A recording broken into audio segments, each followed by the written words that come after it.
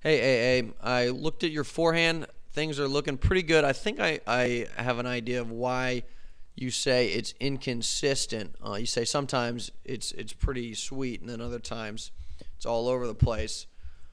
I think your technique is a little bit inconsistent. Some of the forehands you hit in the video you sent me look very good, and then a couple you had a few technical errors. My first observation on this forehand here is that your weight transfer is inconsistent. Sometimes you get your weight moving forward correctly, and other times you're falling back at contact. On this forehand here, at contact, you are arched back a little bit. Your weight is not forward. Your upper body should be straight or maybe a little bit forward. And then if you keep playing it, you're clearly coming back on the ball. So that is the first thing. And again, on other forehands, you looked fine. If we look at Frank over here for a second, again, you'll see at his contact point, he is much more upright. He's got the weight moving forward as opposed to you.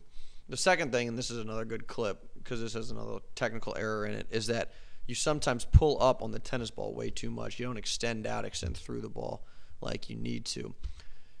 And this frame, ball is probably right off your strings. You've just made contact. And then if we look at the very next frame, your arm is really, really bent. I mean, this probably has something to do with falling back as well, but you've pulled up a significant amount. I mean, this is a huge amount of bend to have at this point in your stroke, as opposed to Salazar. Again, he's following through, and he's got some bend in the arm. He's got kind of a V shape now, but he's extended further into the court than you have. You've got a V, but you're pulling up as opposed to extending out. So that's the other thing that you sometimes do. And again, on other forehands, you don't do this. So I can see why some of your forehands are really nice, and then you end up with some mistakes from technical errors like this.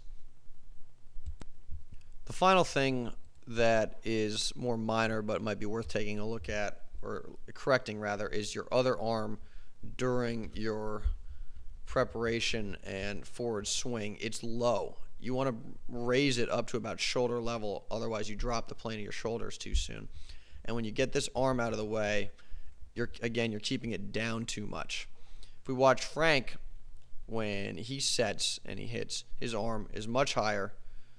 And when he completes his preparation, let me zoom it in. Again, it's around shoulder height here as opposed to down lower, almost by the waist sometimes in your swing. And that'll help him keep his shoulders level. And this is a problem actually I sometimes have too. I get my other arm not this low, but it sometimes drops a little bit too far down. So, yeah, again, over here at Frank, he's got this much higher than you do, so that should help you correct some of your technical errors. So anyway, correct those things and then post on the forum. Let me know how it goes. Thanks.